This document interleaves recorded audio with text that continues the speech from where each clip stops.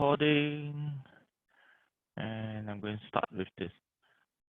Okay, good morning, everyone. Okay, I hope that you're doing well. Okay, things are a little bit weird for me now that I'm facing a big screen and with some of you. I'm happy to hear and see some of you online. Okay, I'm still considering whether I want to do it another session tomorrow morning. I don't know how many of you will be able to wake up on time, but never mind, let's carry on with our lesson itself. Okay, I'm going to share the screen now, and what I have with all of you is the PowerPoint slides, and the PowerPoint slides are already uploaded. The PDF already uploaded onto your SLS, and it's also found in your Google Classroom. So I would strongly suggest you take out the version, or if you want to pay attention to the video as we go along, then you can do that, and then you can jot down the notes as you go along. But like I say, the most important thing is not the things that you see on the PowerPoint slide. The most important things that you need to pay attention to is to pay attention to the video, the content that I'm sharing with you as I'm talking about it, because I'm just going to highlight some of the key things, and I'm trying to draw connection to the things that you're learning with regards to the topic on the Vietnam situation. Okay, so let me just share the screen now. Okay,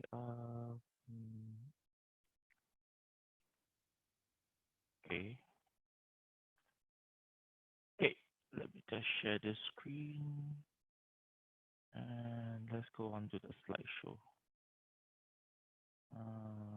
Let's go on to the slideshow. Okay, now if you can see clearly, okay, first of all, what I need you to do is very, very simple. If you can pay attention to the things I'm telling you.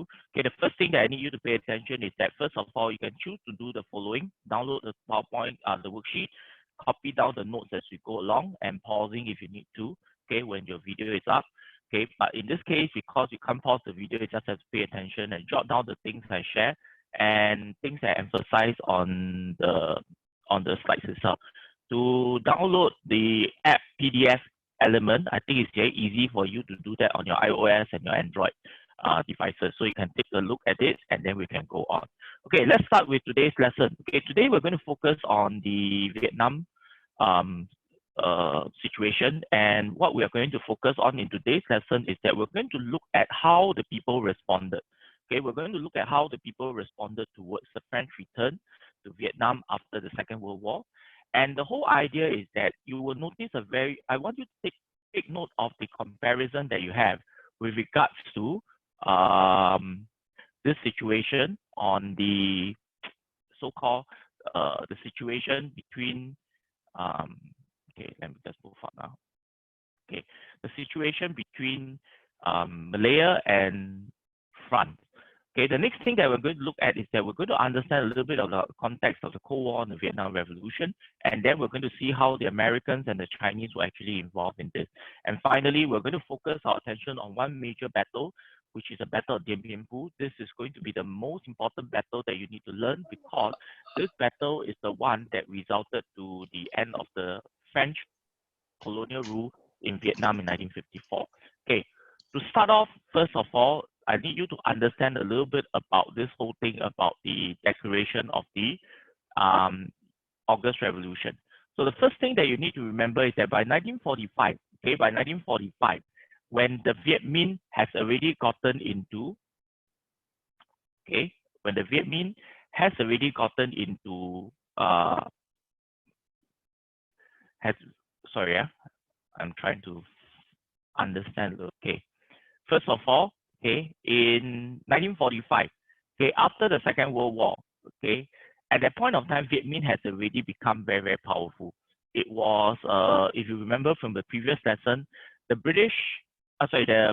French have already had given this, they are already weakened, and the Japanese have tried their level best to try to increase or level up the power of the Viet Minh by allowing them to have all this anti-colonial organization coming up.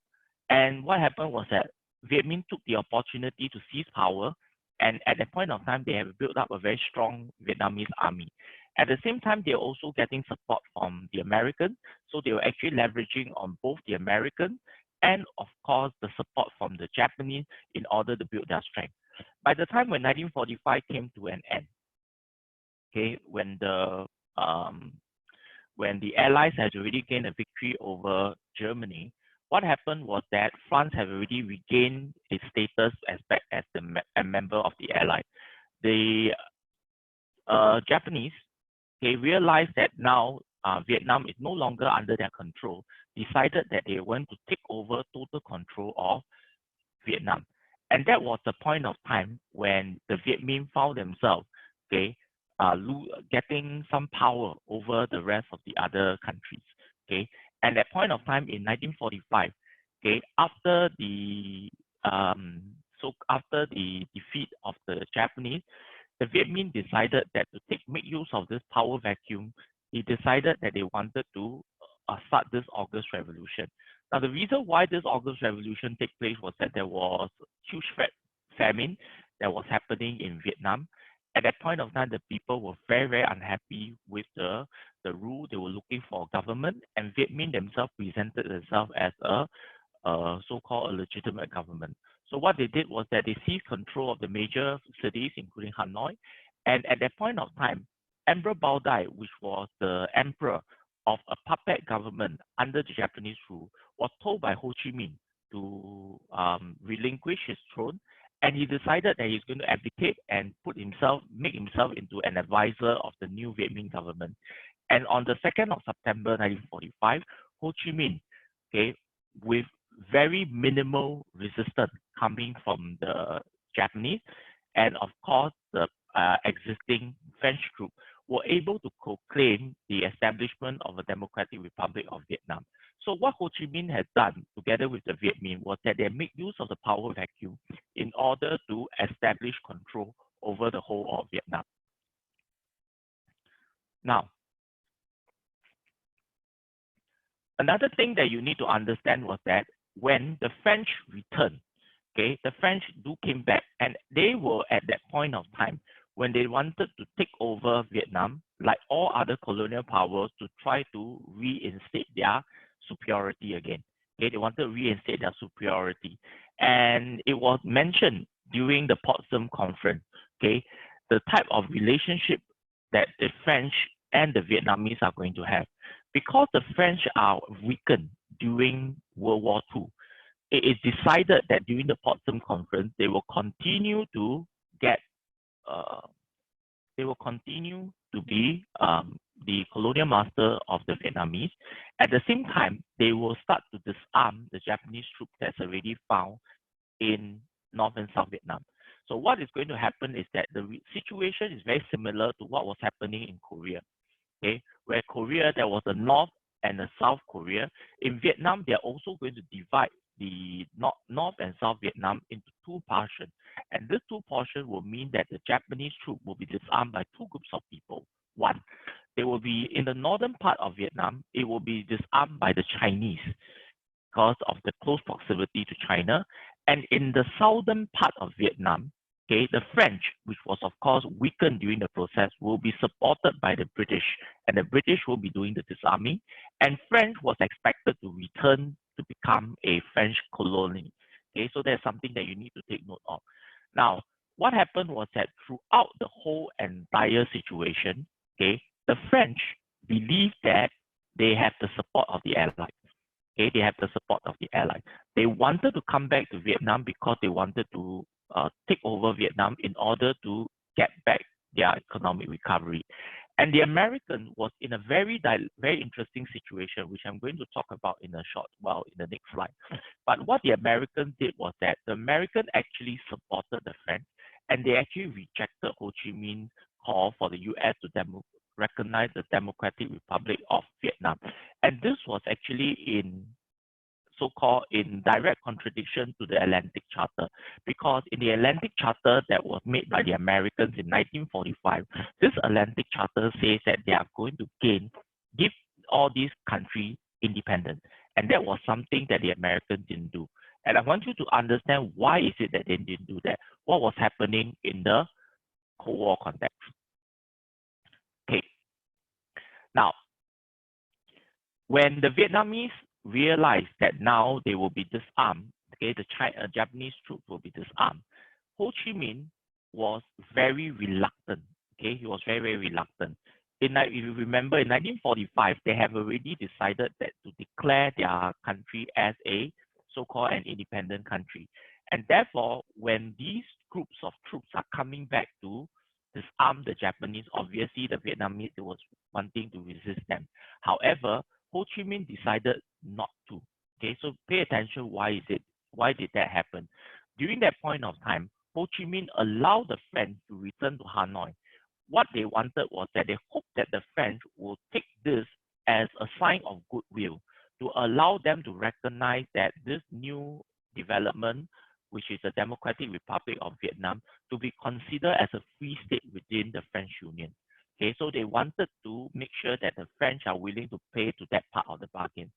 Now, the other reason was because in the northern part of Vietnam, if you remember just how I mentioned to you, the northern part of Vietnam was actually managed by the Chinese. And the Chinese was a nationalist group. The reason was because it was led by Chiang Kai-shek, and they were disarming the Japanese. Ho Chi Minh wanted to get rid of Chinese influence over in Vietnam. They were unable to fight against two different groups of so-called powers. So they find that it's better that they can use the French influence to get rid of the Chinese, and then they will try to negotiate with the French. So what happened was that in 1946, they decided that they're going to negotiate with them, and Ho Chi Minh wanted to get their support. However, the situation did not come to the so-called the favor of the Vietnamese. On the 6th of March, 1946, okay, when they have this agreement that was going on, the agreement failed to be recognized because the French was unwilling to let go of Vietnam. Remember, the French have a very strong sense of pride. That was something that was happening when they started colonizing in the 1880s when they took over Vietnam.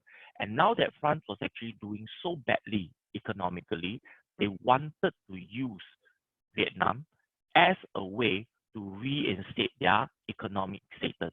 So therefore, they are unwilling to negotiate for any form of so-called a free Vietnam incorporated into a French Union. They wanted to control Vietnam totally. So if you remember the previous lesson that we had, I mentioned to you, when the cause of independence, negotiation doesn't work, it results to armed struggle. Can you see the relationship now between the French and the Vietnamese versus the British and the Malayan? The British and the Malayan went into negotiation. That was why it never culminated to an armed struggle. There was only a sporadic group, which is of course the Chinese communists. They started the Malayan emergency. But you will notice in this case, the so-called the colonial powers were unwilling to let go of their so-called their status, and that was why it resulted to armed struggle. Okay, now I mentioned to all of you, what is the Americans' role then? Now, if you remember, the Americans were actually very, very involved in Vietnam. The reason was that they felt that Vietnam would be a way to stop the Japanese during World War II. And at that point of time, Roosevelt was actually very supportive of the Viet Minh. At that point of time, there was only a common enemy, and that was the Japanese. So the Americans supported the Viet Minh by giving them weapons. That happens during the period of the wartime. Remember, the Americans were helping out almost every anti-Japanese organization that was happening in Southeast Asia. So Viet Minh was no exception. Now, after that, the Americans started to change their stand. And why was there a change of stand? You do not have this in the worksheet because I decided to add this on. There are actually two main reasons. One, in 1945, after the Potsdam Conference, they noticed that the Americans noticed that there was an increasing communist presence in the form of the Russians. The Russians were creating a so-called a Cold War situation. There was some rivalry going on, and that was what you learn in book number 3. And at that point of time, in the 1940s, okay, 1945, our President Roosevelt passed away. President Roosevelt was the one who was always supportive of the Viet Minh. And now the change of leadership means that now the person who's in at the so-called the top position in USA is now President Truman. If you remember during my lesson we were having in class, I mentioned to you that Truman was an anti-communist, right? He hated the communists, and therefore he doesn't see the need for them to work closely with the Viet Minh. And therefore the Americans decided to give their support to the French, to the British, in order to establish some form of order in Vietnam, not allowing a communist government to be set up in Vietnam itself. Okay, so that resulted to, as you could see here, from resistance to revolution. It started this thing called the First Indochina War, or in many contexts, they call this a Vietnam War #1. Okay, so there are now, I want you to pay attention, there are two Vietnam Wars. The first Vietnam War is the one between the Viet Minh and the French. Okay, and what happened was that Americans continued to grow closer and closer to the French because they were fighting against the communists. And the world context has also started to change. In 1949, China became a communist country, which means that the northern part of Vietnam has now come under some form of Chinese communist influence. In 1950, okay, China and Russia formally recognized the Democratic Republic of Vietnam, and that means that Vietnam is now part of this whole thing about the domino situation, and that has also dragged them into the Cold War. And of course, with that in mind, American policy has always been this idea of containment. They want to prevent the falling domino effect that was happening in Southeast Asia. And therefore, the Americans went all out to support the French as they were trying to establish control because they see this as an anti-communist campaign. However, at that point of time, American support for France had been the provision of military support in terms of supplies and military weapons. Okay, they are not yet sending in troops because there was already the presence of a colonial leader in the form of France. Okay, so please bear that in mind. Okay, let's move on to the next slide. Okay, and the next thing that I want to focus on is this thing. In 1954, there was this battle known as the Battle of Dien Bien Phu. And that's something that I'm going to talk about in a little bit more detail. The Battle of Dien Bien Phu was a very critical battle because this is the battle that resulted to the total defeat of the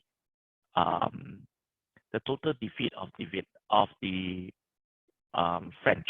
Okay, and because of this attack that was going on, okay, that resulted to the 1954 Geneva Peace Accord. And that was the point of time when the French acknowledged their defeat, they pulled out of Vietnam totally. Okay, the pulling out of Vietnam totally would have implied in other cases that the Vietnamese are now a free nation with no colonial presence. But what happened was that in 1954, because of the Geneva Peace Accord, the Americans came in and replaced the French as the colonial master of Vietnam. I wouldn't say it's a colonial master situation, but they came in order to protect the presence of the so-called the Southern government. At that point of time, the Southern government was led by Emperor Bao Dai. Okay, you remember the puppet emperor that Vietnam had. He became the legitimate leader of the southern part of Vietnam, and at that point of time, there was a North and South Vietnam situation, and that's something that we're going to talk about when we focus on the Battle of Dien Bien Phu. Okay, now I'm going to move on to talk a little bit about this Battle of Dien Bien Phu, and what I'm going to focus on is that I'm going to talk about why is this battle significant. Okay, first of all, this is a picture in Hanoi. Since we cannot go to Hanoi, okay, so this is a picture of this is actually the statue, and this was built in 2004, and this was actually a very huge, almost humongous statue, as you could see from here in the picture. Okay, this is the so-called the ceremonial urn. Okay, that's about the height of a human being, and that is how big this thing is. Actually to commemorate the success and the so-called the victory of the Vietnamese against the French during the Battle of Dien Bien Phu. But what was so significant about this Battle of Dien Bien Phu? Okay, first of all, I need to bring to your attention where is Dien Bien Phu. Dien Bien Phu is found in the northern part of Vietnam. And why is it found in the northern part of Vietnam? Because this Dien Bien Phu situation, okay, this Dien Bien Phu is actually a very isolated here. I'm going to point the arrow over here.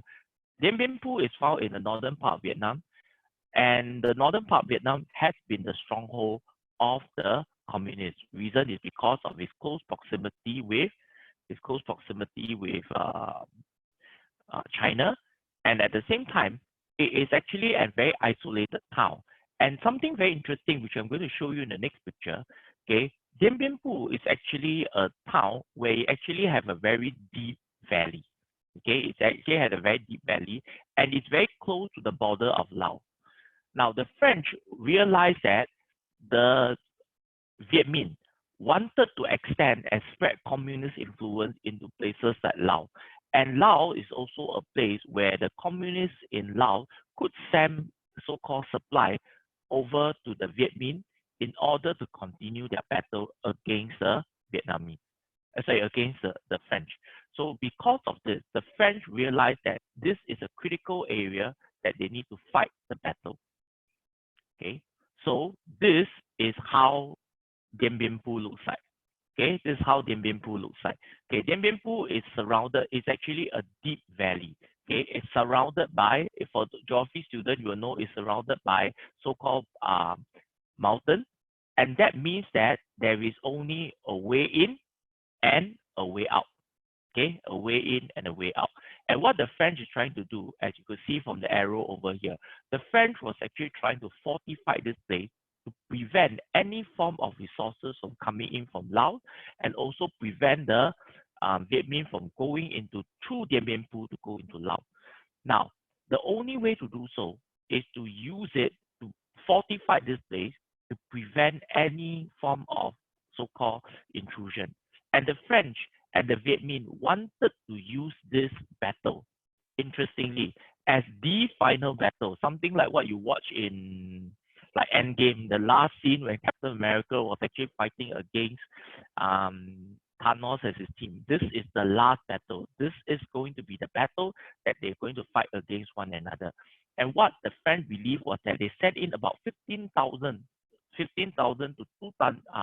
20,000 of their best troops together with bunkers. Okay, all these things are bunkers. Okay, all these things over here are bunkers, and they are named very interestingly, names like Patrice and everything, very French sounding name. And these bunkers are supposed to be the one to protect against the any form of Viet Minh intrusion. So the French strategy was very simple: fortify this area to prevent any form of landward attack. Okay, any form of landward attack. And at the same time, okay, sorry, let me move back to this. At the same time,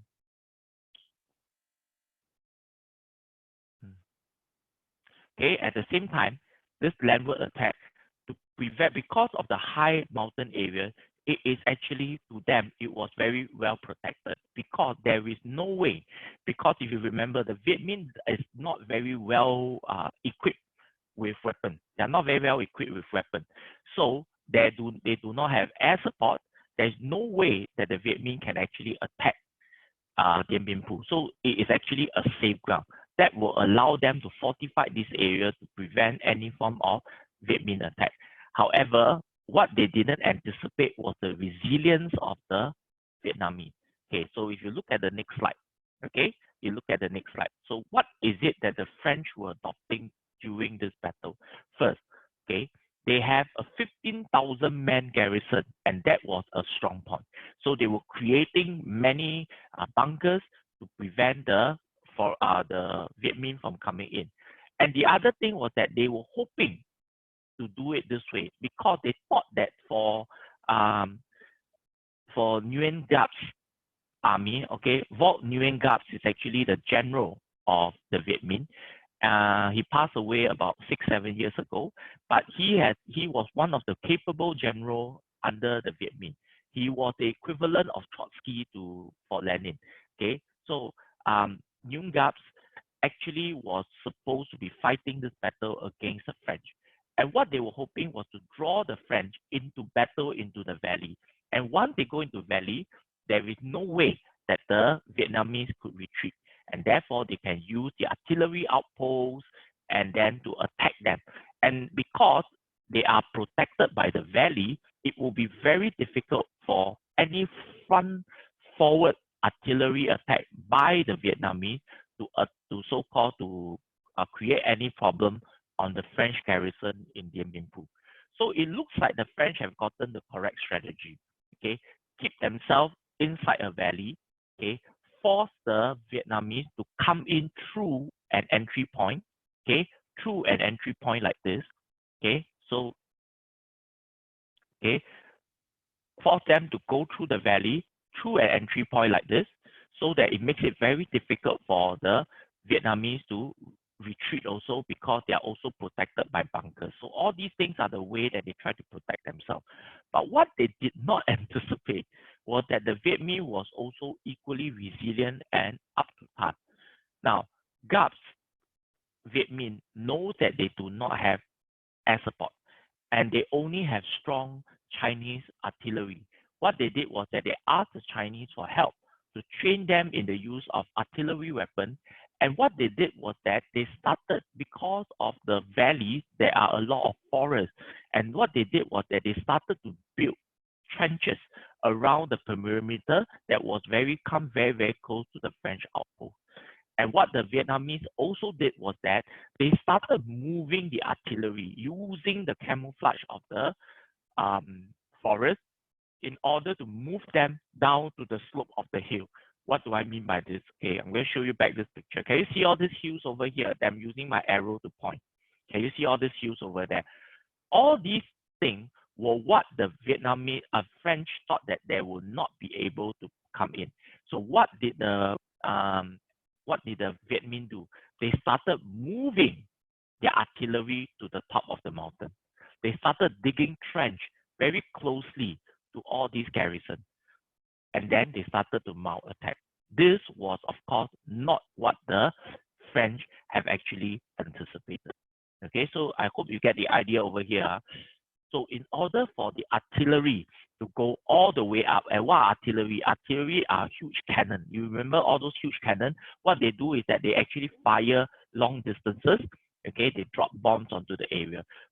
What the Vietnamese did was what the French did not anticipate. They did not anticipate that they will be able to move all those heavy artillery up to the mountaintop and started firing downwards. So they didn't anticipate that. So what they did was that they started moving the artillery and they started doing artillery bombing. All those airstrips that was allowed for air reinforcement were actually destroyed. And when airstrips are destroyed, it means that the aeroplane cannot land. Understand? The aeroplane cannot land. That means the people in Dien Bien Phu, the French in Dien Bien Phu, are stuck. They do not have any supplies coming in anymore because they do not have control over the airfield. And as a result of that, the artillery bombing also means that there is no planes coming in. The narrow drop zone makes it very difficult for supplies to be coming in. So there's no way that all those so-called food supply or any form of military supply can come in. So the only way that they can fight the war was that they will be able to be well protected. Now they are open to rain shower of artillery bombing from the Viet Minh. And that was why the French was decimated in this war. Okay? So this was a very interesting situation. During the Battle of Dien Bien Phu, okay, for 2 months, the French was heavily bombarded by the Viet Minh. And until a point of time, they realized that there was no way that they can win the battle. They asked for US aerial assistance. The Americans were willing to come in and support them, but they also know that it was a losing battle. At that point of time, the French actually requested for the Americans to ask for the use of nuclear weapons. And that was something, if you remember, at that point of time, it was something that the Americans were not willing to escalate. They do not want to make it into a so-called World War situation again. And therefore, Eisenhower did not allow that to happen. They told the French that I'm willing to give you aerial support, but I'm not going to use a nuclear bomb.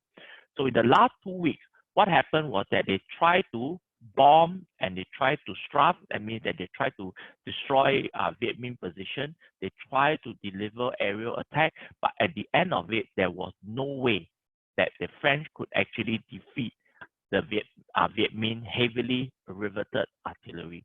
So on May 7, 1954, Dien Bien Phu fell into the hands of the Viet Minh. And that means that the French were totally defeated. Remember, this is the classic battle. This is the main battle that will signify the victory and the loss of either the Viet Minh or the French. That was why this battle was actually very, very critical. With this battle, with this battle of Dien Bien Phu resulting to the loss of the French, in 1954, the France, knowing that they have already lost northern Vietnam, decided to make southern Vietnam an independent country. And what they did was that they gave Bao Dai the power to run the country and make him the leader of Vietnam. And 6 weeks later, all these countries, France, Britain, Soviet Union, all went over to Geneva again. And in this Geneva meeting, they were supposed to think about measures that will end this whole entire Indo-China war, or what we call the Vietnam War.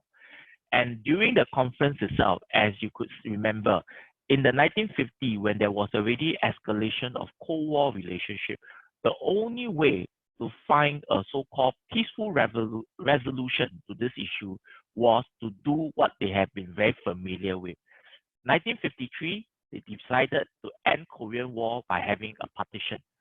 1954, in the case of Vietnam, the same situation happened. There is a partition of Vietnam in the northern and southern part of Vietnam. But unlike the case in Korea, they say that this partition was supposed to be a temporary one. They gave 2 years for them to have a national election. That means in 2 years' time, after the Geneva Accord, they are supposed to have a national election, and that will happen in 1956. But the problem was that there was no election because both parties were unwilling to risk the possibility of having either a democratic Vietnam or a communist Vietnam. So election never came into the picture. So with that, we'll come to the end of this part on the Battle of Dien Bien Phu. And what we have done so far is to look at what was exactly happening, what was the French return, how did it affect Vietnamese so-called nationalism, and how did the Vietnamese resisted against the French. The French, at the end of it in 1954, fought a battle, a continuous series of battles, culminating to the Battle of Dien Bien Phu, which resulted to their defeat. And that was when the French withdraw totally from Vietnam, and Vietnam was divided into northern part of Vietnam, which is a communist country, and the southern part of Vietnam, which is a so-called a democratic country. And they were supposed to come together to have some form of agreement for national election. But this whole thing never came into the picture. We're going to talk a little bit more about this. We're going to learn a little bit more about this in Unit 3.2. But in the next lesson, when I see all of you tomorrow morning, what we will be looking at is really focusing on it will be a short lesson tomorrow. I'll be focusing on what was Vietnamese strength, what was the weakness of the French, and why is it that at the end of it, it culminated to the end of the First Indochina War on the defeat of the French itself. Okay, so with that, we'll come to the end of our lesson. Okay, we'll come to the end of the lesson. Now I'm going to switch back to, okay, I'm going to move back to my screen. Let me see how am I going to do this. So, okay, I'm going to stop the share now. Okay, so I'm going back to the screen now. Okay. Okay. Before all of you all blank out your screen already, is there any question before I go on, before I talk about what is going to happen tomorrow? Okay. Is there anything, any questions that you all have? I don't see faces, I don't see screen. It's a little bit like I'm talking to nobody. You can share your screen, you can unmute yourself, and if you want to comment, let's take the next 10 minutes to comment before we end off the session so that you can continue the rest of your HBL. Guys, any comment or anything that you're not sure?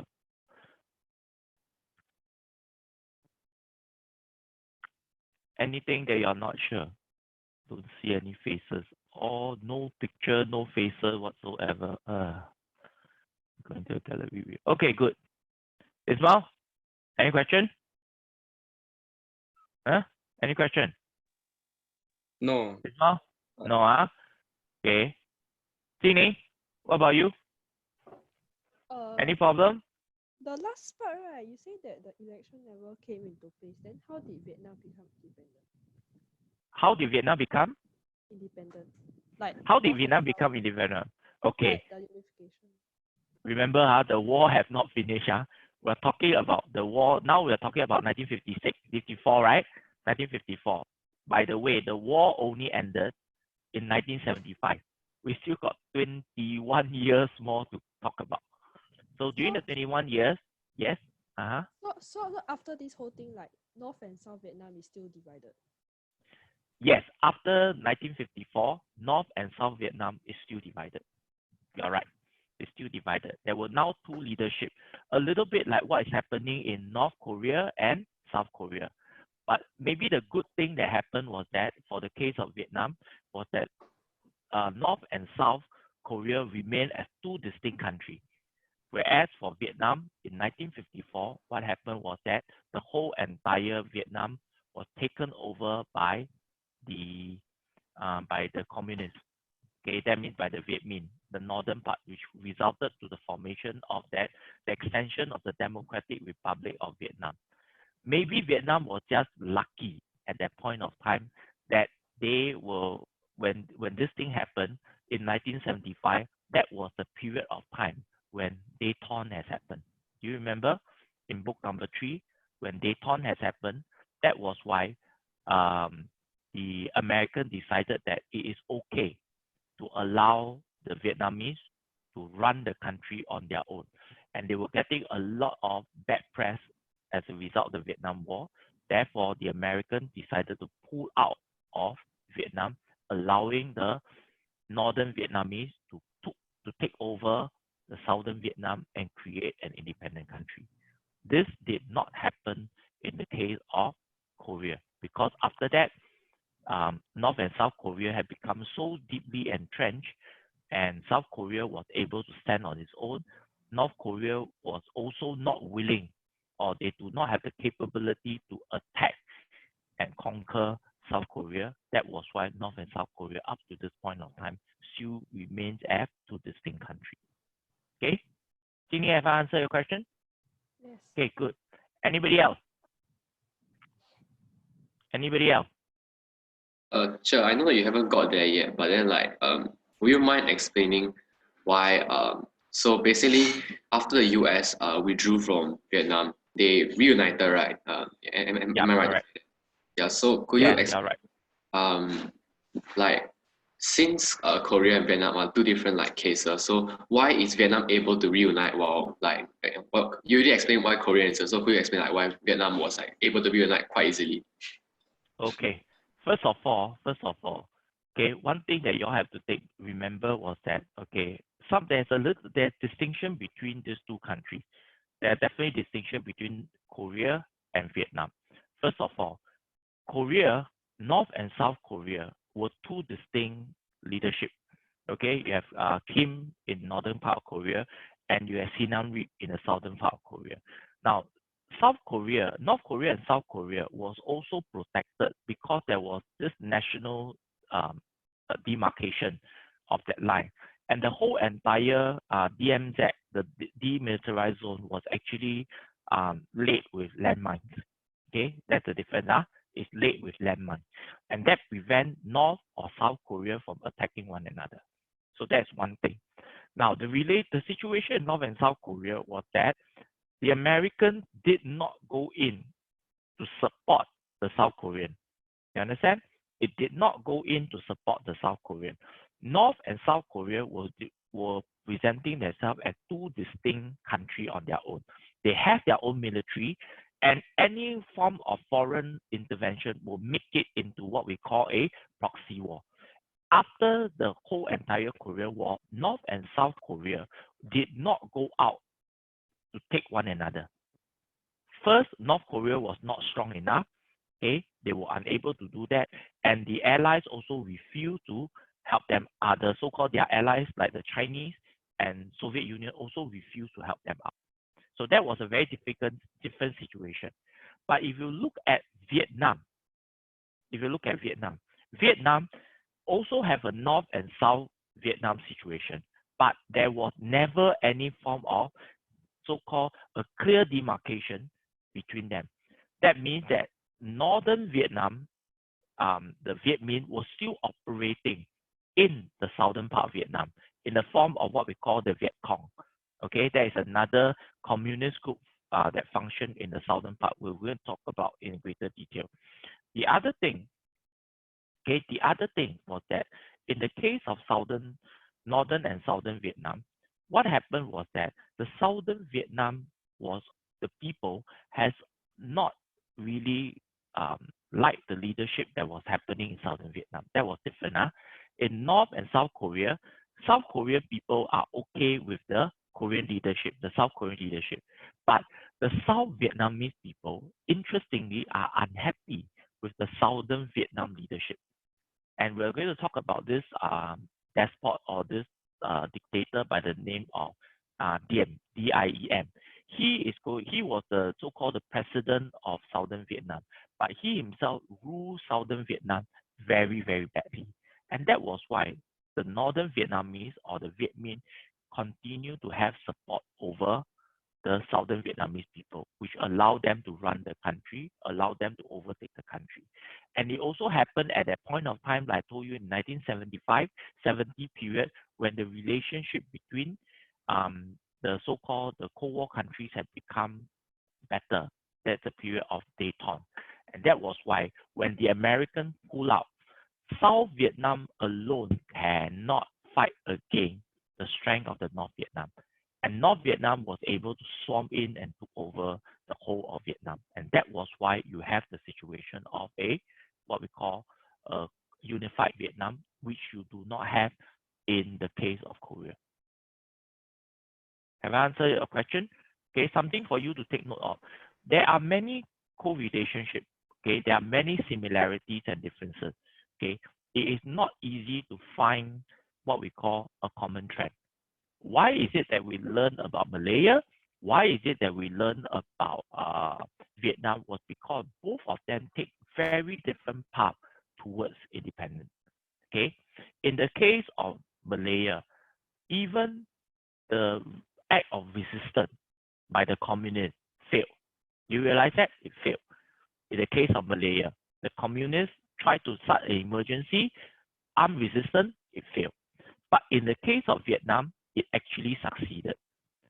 So is it really the method was wrong, or is it really about the people's support? Okay, and how willing it is a case of how willing the local, how willing the foreign powers are willing to let go. In the case of Malaya, they were in a very good position that they say, I will be willing to let go of my power. But in the case, the French started a very strong opposition against the Viet Minh. And that was why it created increased nationalistic feeling. And that resulted to the Viet Minh getting even more support. So that could be also a particular reason why, in the case of Vietnam, the resistance movement actually gained a so-called a headway, whereas it didn't happen in the case of Malaya. So that could be one possibility. But like I say, do look at certain trends and similarity and identify what are the key differences, and that will give you a better idea of what is going on. Okay, because these are two very unique cases. Okay. Any other question? Anybody else? Anybody else? I don't seem to see any questions coming from anyone on the group. Guys, any other question? Lance is very happily on his bed. Very comfortable on the bed. I really say, if you want to make sure learning can be done, you need to sit properly. Okay, you can sit properly. The rest of you are hiding from me. I don't know what you are doing. Anish also hiding from me. Can't even see what is going on. Now I see you in your bedroom. Now you're waving. Are you doing your work, Anish? Anish? Yes. Yeah. I really unmute you so I can hear you. Oh yeah, I'm doing my work. Okay, that's Yeah. good. Helen, are you okay? Is everything okay? Okay, good. Okay, do you want me to carry on with a Zoom lesson tomorrow morning so that get you more discipline to wake up on time? Okay, this week our lessons all falls in the early morning. Do you want another lesson in the morning? It doesn't Or matter. you prefer? It doesn't matter. Both I ways wake are up okay at with 6. you. I wake up at 6. So So those of you who wake up early, no issue. The rest of you, do you want to have a Zoom lesson? I don't see any. I don't Can, see any Archer. comments coming. Can. Huh? Can, Can. no problem. No choice, Archer. Okay or not okay? Can. Ichun, what about you? Or Ichun? Sorry? anything. Anything? Yeah. Chung Hang, how come I don't see you also? Huh? I don't see you Yeah. also. Yeah. The notes. You're busy copying the notes. Okay. Finish? You? Huh? Are you okay? Yeah. Lorraine? What about you? Are you okay? Yes. Yes, okay, good. Okay, if that's the case, then tomorrow morning we have another session. Next week, I will be asking you to do some work on your own. And I'm going to do a little bit more interesting stuff for you to do a little bit of research on Dien Bien Phu. Okay, and that will be what is going to happen during the lesson itself. Okay, so that will be happening next week. Okay, after the research, I will be giving you a essay question for you to work on. And then this topic, Vietnam, is not a SBQ topic. So that means that whatever that we tested on will mostly SEQ. And Vietnam has not appeared since the past 2 years. So there's a high chance that it will appear. That's why I've increased, if you look at the previous notes, I've actually increased a little bit more on this. So I hope that will be helpful for all of you.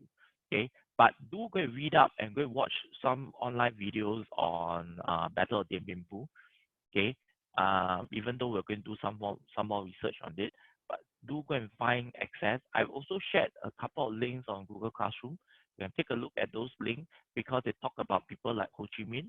They also talk about gaps, and I will be also talking a little bit more about the strength of the Vietnamese before we move on to chapter 3.2. That will be our last chapter for the syllabus.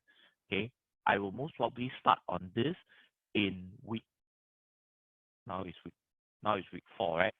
Week 5. Most probably I will start around maybe about week 6 or so.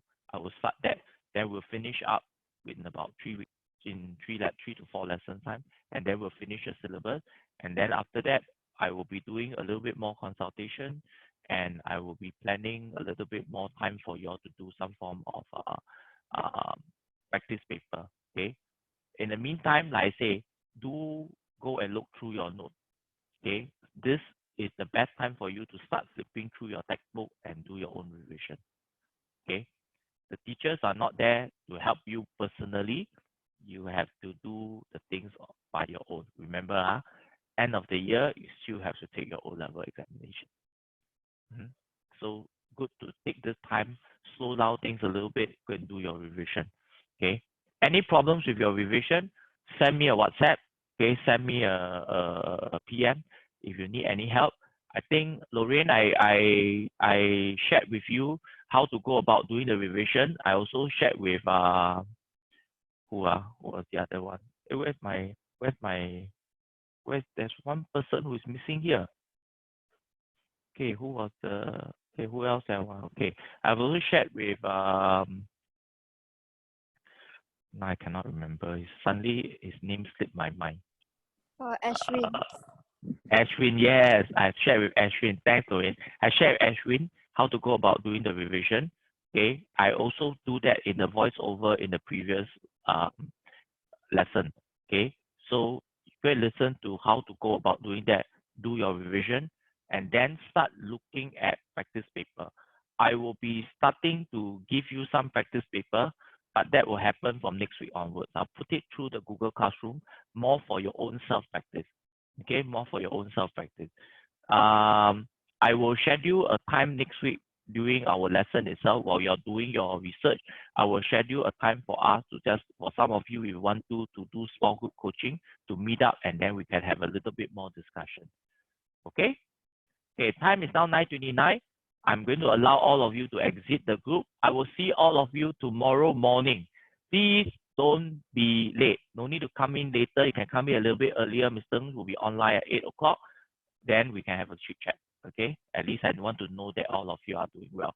Len, wake up. Okay. So I'll see all of you tomorrow.